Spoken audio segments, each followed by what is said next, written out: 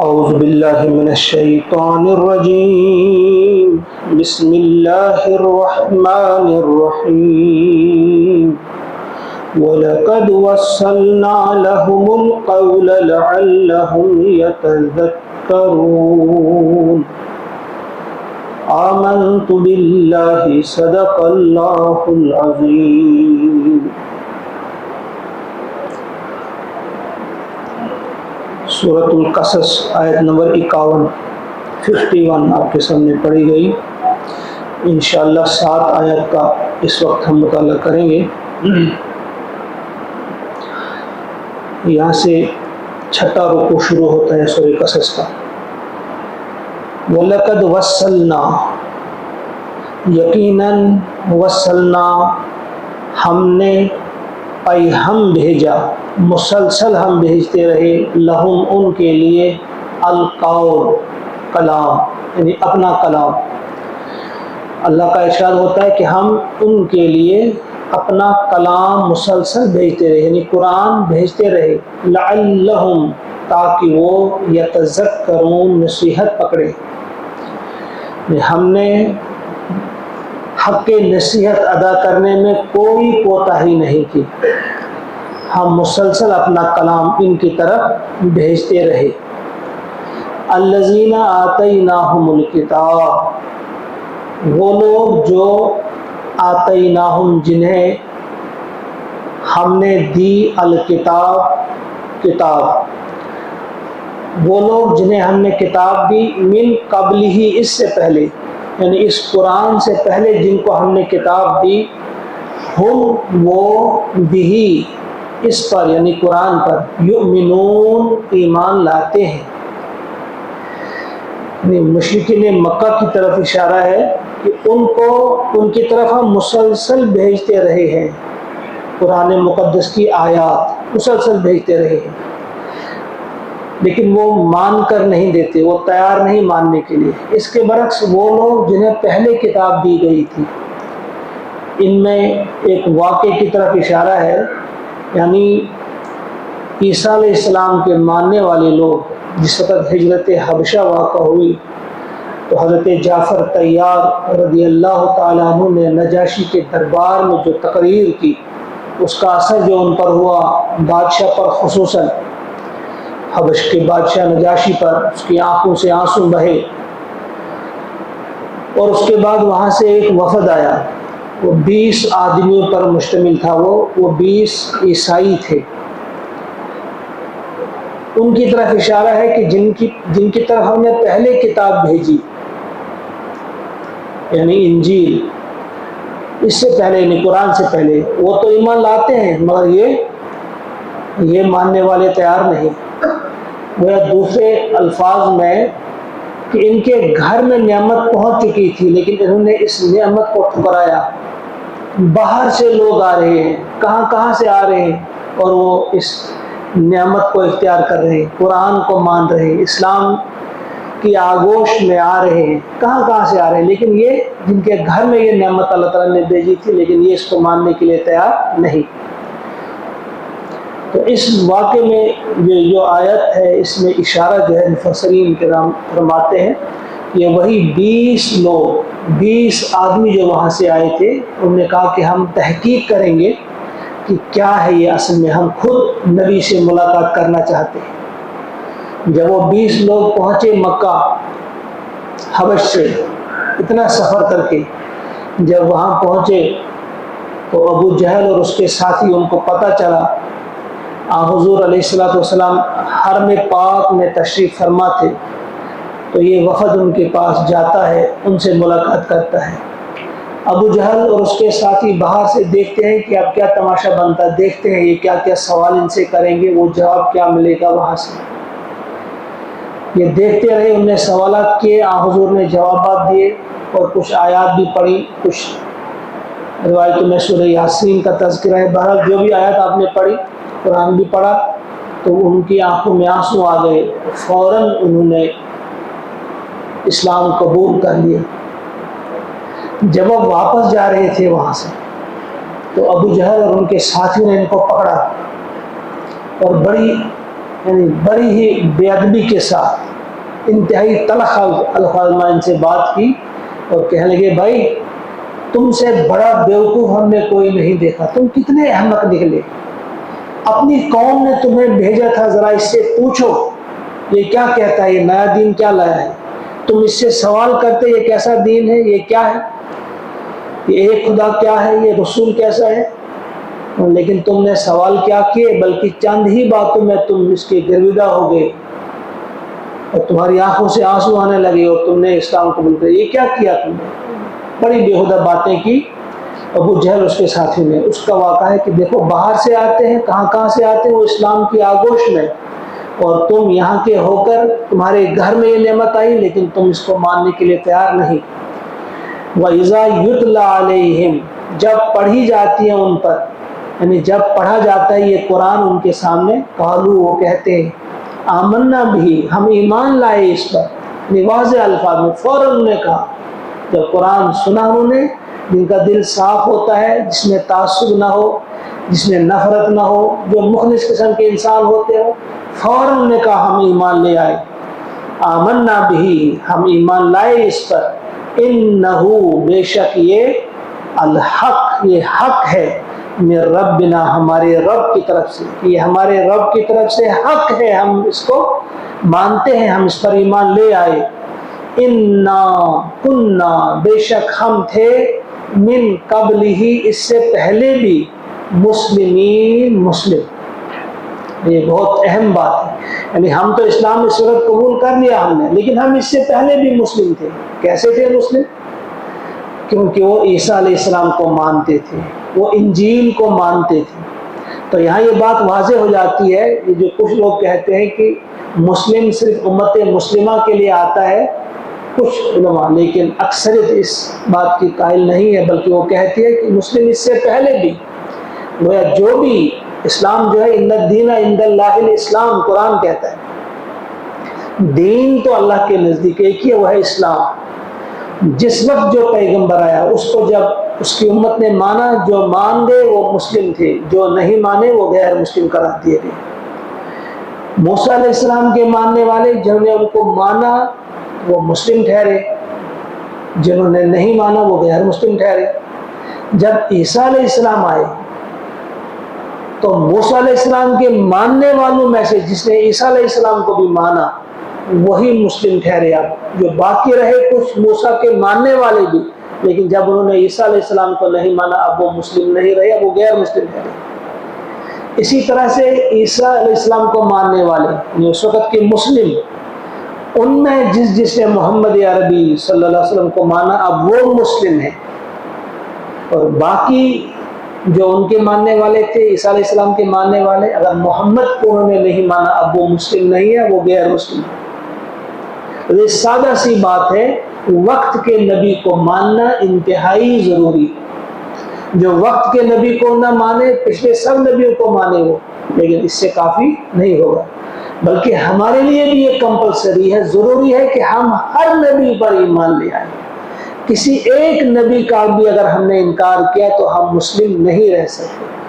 لہٰذا یہ بات واضح ہو جاتی ہے کہ ان میں جب یہ عیسائی لوگ تھے، جن کو ہم عیسائی کہیں گے، اس وقت کے مسلم تھے یہ، کیونکہ یہ مانتے تھے عیسیٰ علیہ السلام کو، یہ مانتے تھے اللہ کی کتاب کو، انجیل کو مانتے تھے یہ، لیکن جب نئی کتاب آئی، قرآن آیا، نیا رسول آیا، آخری رسول محمد عربی علیہ السلام، اب ان کا ماننا بھی ضروری تھا۔ جب ان کو بھی مانا انہوں نے، اب یہ مسلم ہو گئے، بدستور رہے، اور انہوں نے کہا ہم تو مسلم ہو گئے اب، لیکن ہم اس سے پہلے بھی مسلم تھے، ہم اس سے پہلے بھی مسلم تھے۔ انا کننا من قبلہ مسلمین، اور یہ مسلم جو ہے کتنی جگہ قرآن پاک میں واضح کر دیا گیا ہے، پچھلے انبیاء کے ماننے والے جنہوں نے بھی اپنے نبی کو مانا وہ مسلم قرار پائے۔ اذ قال له ربه اسلم قال اسلمت لرب العالمین ووصى بها ابراہیم بنیہ ویعقوب یا بنی ان اللہ اصطفى لكم الدین فلا تموتن الا وانتم مسلمون۔ ان کا نام بھی مسلم تھا، ان کو بھی مسلم کہا گیا ہے۔ جتنے بھی نبی تھے ان کا تذکرہ جب ہم پڑھیں گے تو انہوں نے اسلام قبول کیا، وہ ان کا دین بھی اسلام تھا۔ پہلے ہی سے دین رہا ہے، ایک ہی اللہ کا جو اللہ کے ہاں جو مقبول ہے، اللہ کے ہاں جو واقعی دین ہے، ان الدین عند اللہ الاسلام، اللہ کے ہاں تو ایک ہی دین ہے، وہ دین ہے اسلام۔ تو یہاں بھی انہوں نے کہا جب اسلام قبول کیا، کہا ہم تو ایمان لے آئے لیکن ہم اس سے پہلے بھی مسلم تھے۔ یہاں بھی ایک بات، مومن اور مسلم، اس کی وضاحت کر چکے ہیں کئی بار، جہاں یہ ایک ساتھ آئے ہیں، مومن بھی مسلم بھی، من المومنین والمسلمات کہیں آتے ہیں نا ایک ساتھ، تو وہاں ان کے معنی میں فرق ہوتا ہے، لیکن جب صرف مومن کا ذکر آئے، کہیں صرف ایمان کا تذکرہ ہے، تو اس میں مسلم بھی ہوتا ہے، مومن بھی ہوتا ہے۔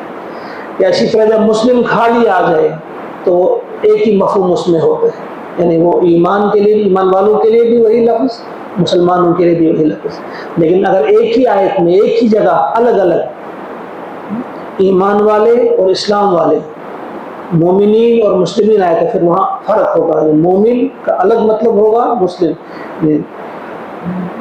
مکمل طور پہ اسلام کے ان احکامات پہ عمل کرنے والے ان کو مسلم کہیں گے، دل سے ماننے والے ان کو مومن کہیں گے، جو دل سے بھی مانتے ہوں۔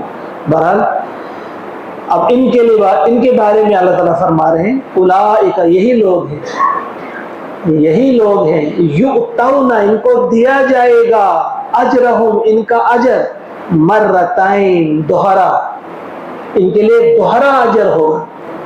دوہرا اجر کیسے؟ عیسیٰ علیہ السلام کو بھی انہوں نے مانا، عیسیٰ علیہ السلام کے ماننے والے تھے، لیکن جب آخری نبی آئے تو آخری نبی کو بھی مانا۔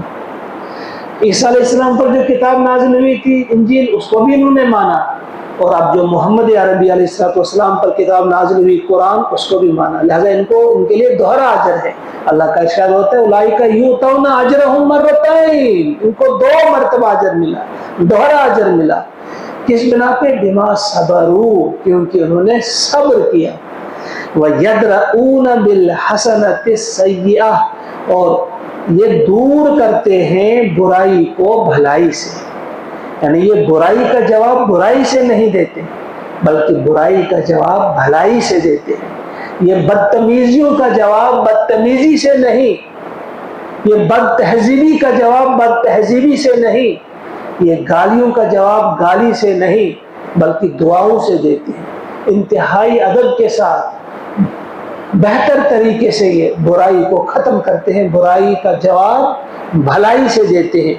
وَيَدْرَؤُونَ بِالْحَسَنَةِ السَّيِّئَةِ وَمِمَّا رَزَقْنَاهُمْ يُنْفِقُونَ، اور جو رزق ہمیں نے دیا اس میں سے وہ خرچ بھی کرتے ہیں۔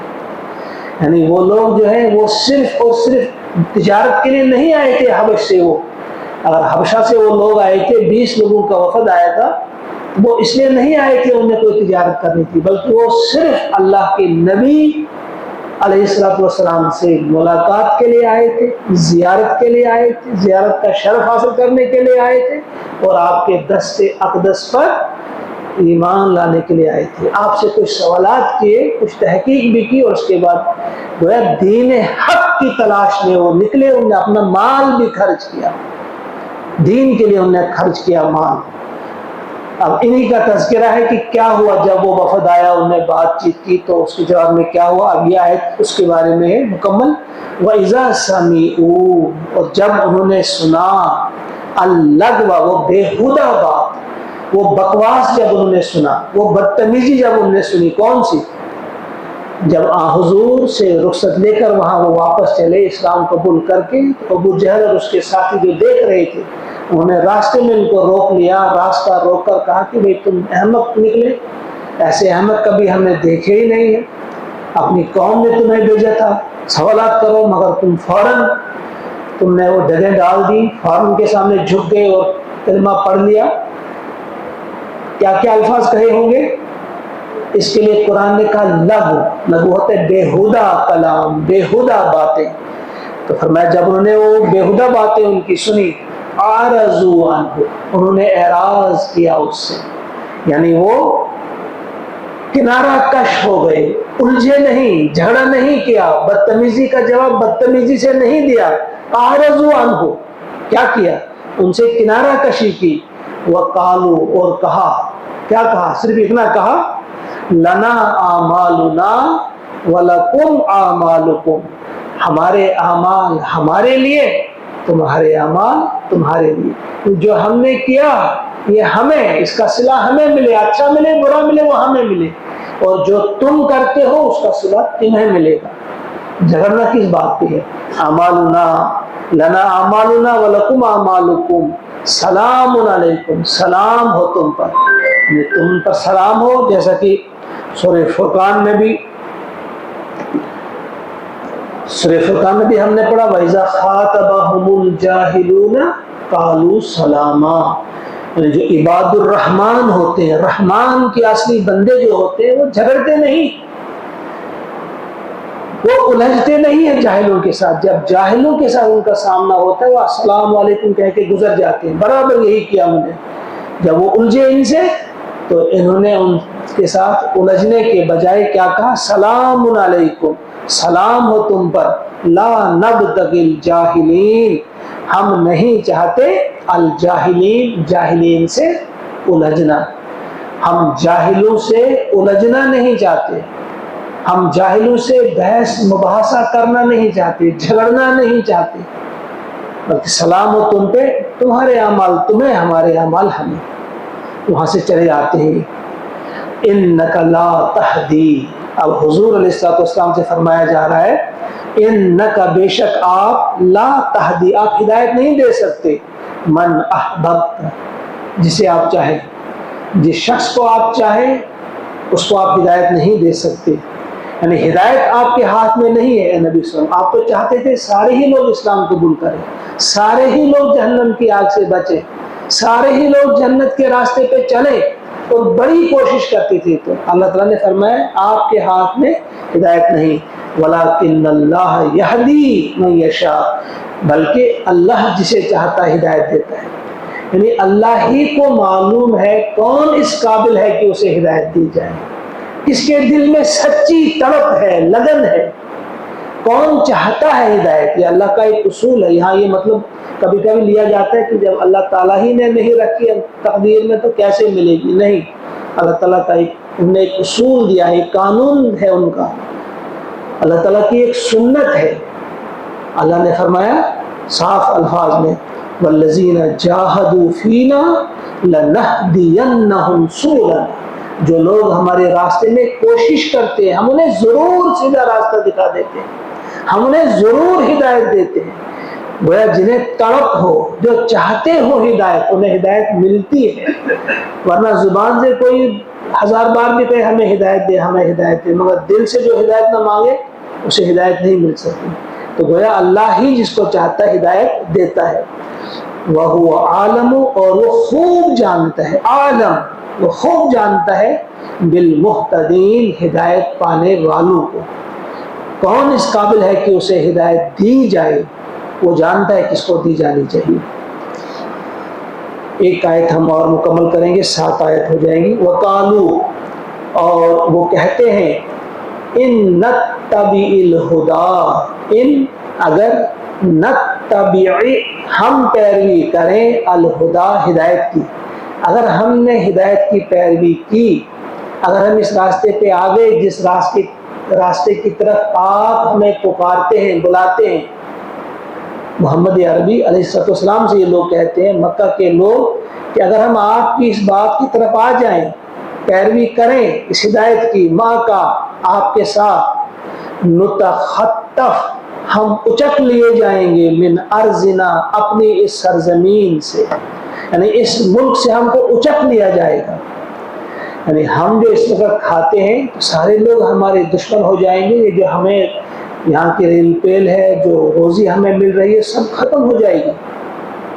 اگر ہم نے آپ کی بات مانی، سارے لوگ دشمن ہو جائیں گے، تمام مشرکین دشمن ہو جائیں گے، لہذا ہماری روزی روٹی بند ہو جائے گی، ہم اچک لیے جائیں گے، نتخطف من ارضنا، یعنی اپنی سرزمین سے ہم کو اچک لیا جائے گا۔ اب اللہ کا جواب کیا ہے؟ اولم نمکن لہم، کیا لم نہیں، نمکن ہم نے ٹھکانہ دیا، لہم انہیں، حرمن حرمت والا، آمنن اور امن کا مقام، یعنی یہ حرم پاک میں کیا ہم نے انہیں نہیں بسایا؟ یہ جو حرم پاک ہے یہاں کس نے بسایا انہیں؟ ہم نے اسے بسایا. اور اسے امن کی جگہ کس نے بنایا؟ ہم نے بنایا. کہا اب تک یہ مشرکین ہو کر بھی یہاں کھا رہے ہیں، ان کو ہم نے امن دیا، روزی دی، روٹی دی، سب کچھ دیا. اب جب یہ قرآن کو ماننے والے بنیں گے، میرے نبی کو ماننے والے بنیں گے، تو کیا میں ان سے ان کی روزی روٹی چھین لوں گا؟ کیا ان کی اس چیز کو، جو ابراہیم علیہ السلام کی دعا تھی کہ انہیں پھلوں کی صورت میں رزق دے دے، وَارْزُقْ أَهْلَهُ مِنَ الثَّمَرَاتِ مَنْ آمَنَ مِنْهُمْ بِاللَّهِ وَالْيَوْمِ الْآخِرِ قَالَ وَمَنْ كَفَرَ فَأُمَتِّعُهُ قَلِيلًا ثُمَّ أَضْطَرُّهُ إِلَى عَذَابِ. اللہ تعالیٰ نے فرمایا میں سب کو دوں گا، کفر کرنے والوں کو بھی دوں گا. کہا یہ ابراہیم علیہ السلام کی دعا کی برکت ہے، ہم ان کو روٹی دے رہے ہیں، روزی دے رہے ہیں پھلوں کی صورت میں. جب آج تک دیتے رہے تھے، کیا آج یہ ان کا ایک بہانہ ہے؟ اولم نمکن لہم حرما آمنا، کیا ہم نے ان کو نہیں بسایا اس حرم پاک میں اور اسے ہم نے امن کی جگہ بنایا؟ یجبا الیہ، کھینچے چلے آتے ہیں اس کی طرف، ثمرات کل شیء، ہر قسم کے پھل. اپنے اپنے ملک میں جہاں سے وہ پھل آتے ہیں وہاں انہیں وہ چیز نہیں ملتی، لیکن یہاں انہیں ملتی ہے، کثرت کے ساتھ ملتی ہے، ہر چیز ملتی ہے. جس ملک میں جو پھل بنتے ہیں وہاں کے لوگوں کو ملتا ہو نہ ملتا ہو، لیکن انہیں ملتا ہے. کون سا پھل ہے جو انہیں نہیں ہم کھلاتے ہیں؟ کہ ہر چیز جو کھینچے چلے آتے ہیں، تمام قسم کے پھل یہاں رزقاً، بطور رزق، من لدنا، یہ ہماری طرف سے ہے. ولیکن، لیکن اکثرہم، ان میں سے اکثر، لا یعلمون، نہیں جانتے. ان میں سے اکثر نہیں جانتے. اگر ذرا آپ غور کریں گے، برابر اس وقت بھی یہی صورتحال ہے، یہی صورتحال ہے. اس وقت وہ ایمان کے دائرے میں آنے کے لیے تیار نہیں تھے. وہ سمجھتے تھے ایمان کے دائرے میں آنے کا مطلب یہ ہے کہ شاید ہم سے یہ چیزیں چھین لی جائیں گی. انہیں وہ خدشہ تھا، کیونکہ انہیں بھروسہ نہیں تھا اللہ ہمیں کھلا رہا ہے. وہ سمجھتے تھے یہ ہماری چالاکی ہے، یہ ہماری سیاست ہے، یہ ہمارا سب کچھ کرتب ہے کہ ہم کھا رہے ہیں. وہ کہتے تھے کہ اگر ہم اسلام قبول کریں گے تو پتہ نہیں کیا ہوگا. برابر آج بھی یہی دیکھیں گے. آج بھی اسی قسم کے انسان ہیں جو کہتے ہیں کہ اگر ہم مکمل اسلام پہ عمل کریں گے تو ہمارے بچے تو بھوکے مریں گے. اگر رشوت ہم نے چھوڑ دی تو ہمارے بچے کیا کھائیں گے؟ اگر سودی کاروبار ہم نہیں کریں گے، سودی کاروبار سے ہم دستکش ہو جائیں گے، دور بھاگیں گے، ہمارے بچے کیا کھائیں گے؟ شادیاں کیسے کریں گے؟ اگر ہم نے بددیانتی نہیں کی، ہم نے دھوکہ بازی نہیں کی، اگر ہم کم نہیں تولیں گے تو اتنا فائدہ کیسے ہمیں ملے گا؟ اگر ہم خریدنے کے لیے ایک گز اور بیچنے کے لیے دوسرا گز، دوسرا میٹر نہ رکھیں تو ہم کیا کھائیں گے؟ یعنی اس وقت بھی جو بددیانتی ہوتی ہے، بے ایمانی ہوتی ہے، اگر اس وقت بھی کتے کا گوشت بیچا جاتا ہے، اگر اس وقت بھی مردہ مرغیاں کھلائی جاتی ہیں لوگوں کو، کیوں کرتے ہیں اس قسم کی بددیانتیاں، بے ایمانیاں؟ یعنی انہیں بھروسہ نہیں ہے کہ ہمیں اللہ تعالیٰ کھلاتے. وہ کہتے ہیں یہ ہماری چالاکی ہے. بھائی اگر آپ ایمان والے ہیں، آپ کو یقین رکھنا چاہیے کہ کھلانے والا اللہ ہے، کھلانے والی ذات اللہ کی ذات ہے، کوئی اور نہیں کھلا سکتا. اگر وہ چاہے تم کروڑ پتی بھی ہو، اگر وہ چاہے تم ایک قطرہ جو ہے، ایک قطرے کے لیے ترسو گے، نہیں پی سکو گے پانی کا ایک قطرہ. آپ دیکھتے ہیں کتنے آج کروڑ پتی لوگ ہیں، وہ کھانا چاہتے ہیں، کچھ بھی کھا سکتے تھے وہ، لیکن وہ کھا ہی نہیں پاتے. تو منشور حسن ہڑوا میں روک وہ نگلامی شرمانن کے، یہ اللہ کی ذات ہے. جب چاہتا ہے وہ کسی سے کہ میں روک لوں، روک لیتا ہے. کروڑ پتی ہو کر بھی کچھ نہیں کھا سکتا. اور کتنے غریب لوگ جو فٹ پاتھ پر سونے والے ہیں، ان کو جب اللہ تعالیٰ کھلانا چاہتا ہے تو مختلف قسم کی نعمتیں کھلاتا ہے اس کے ہاتھ میں. تو اس وقت بھی یہ لوگ کہتے تھے کہ بھائی اگر ہم نے اتباع کی اس ہدایت کی، اگر قرآن کے مطابق ہم نے زندگی بسر کی، ہم نے ایک ایک بات اس قرآن کی مانی، تو نتخطف من ارضنا، ہمیں اس سرزمین سے اچک لیا جائے گا، یعنی ہمیں یہاں بسنے ہی نہیں دیا جائے گا. ہمیں مار دیا جائے گا، ہمیں بھوکا مارا جائے گا، ہمارے بچوں کے ساتھ پتہ نہیں کیا ہو کیا نہیں کیا جائے گا۔ تو اللہ فرماتے ہیں بھائی ذرا سوچو، کیا ہم نے تمہیں نہیں بسایا یہاں پہ؟ یہاں کوئی نہیں بستا تھا، ہم نے تمہیں بسایا، اور ہم نے ہی اس کو امن کی جگہ بنائی۔ ہر جگہ جھگڑے ہوتے تھے، یہاں نہیں ہوتے تھے، اور کہاں کہاں سے لوگ آتے ہیں اور تمہیں پھل پہنچا کر دیتے، تمہیں کھلاتے ہیں یہاں پہ۔ یجبا الیہ ثمرات کل شیء، ہر قسم کے پھل یہاں پہنچتے ہیں رزق کی صورت میں، ہماری طرف سے یہ ہم پہنچاتے ہیں، من لدنا ولکن اکثرهم لا یعلمون، لیکن اکثر ان میں یہ چیز نہیں جانتے۔ اللہ تعالیٰ سے دعا ہے کہ وہ ہم سب کو توفیق عطا فرمائے کہ یہ جو آیات ہم نے مطالعہ، جو ہم آیات پڑھ رہے ہیں سورۃ القصص کی یہ آیات، ان کو ٹھیک طرح سے ہم اپنے دلوں میں اتاریں، اور وہ یقین اور وہ بھروسہ جو چاہتا ہے اللہ ہم سے کہ ہم کریں۔ وَتَوَكَّلْ عَلَى اللَّهِ وَكَفَى بِاللَّهِ وَكِيلًا، یہ ہم سورۃ الاحزاب میں اللہ تعالیٰ ارشاد فرماتے ہیں اللہ تعالیٰ پہ بھروسہ کرو، اور اللہ تعالیٰ بہتری کافی ہے، اللہ تعالیٰ وکیل، کارساز وہی ہے، وَكَفَى بِاللَّهِ وَكِيلًا، اور اللہ ہی کارساز ہے۔ اور ایک اور جگہ فرمائے ان اللہ یحب المتوکلین، بے شک اللہ تعالیٰ محبوب رکھتا ہے اپنے ان بندوں کو جو بھروسہ کرتے ہیں اللہ پہ۔ اور بھروسہ کرنے والے کون ہیں؟ جو برائی سے ہاتھ کھینچ لیتے ہیں، جو حرام سے ہاتھ کھینچ لیتے ہیں، جو بددیانتی سے، دھوکہ دڑی سے اپنا ہاتھ کھینچ لیتے ہیں۔ اللہ سے دعا ہے کہ ہمیں وہ یقین کامل اللہ تعالیٰ عطا فرمائے۔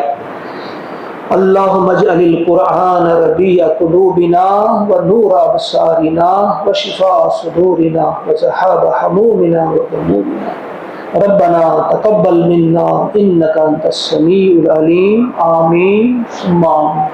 السلام علیکم ورحمۃ اللہ وبرکاتہ۔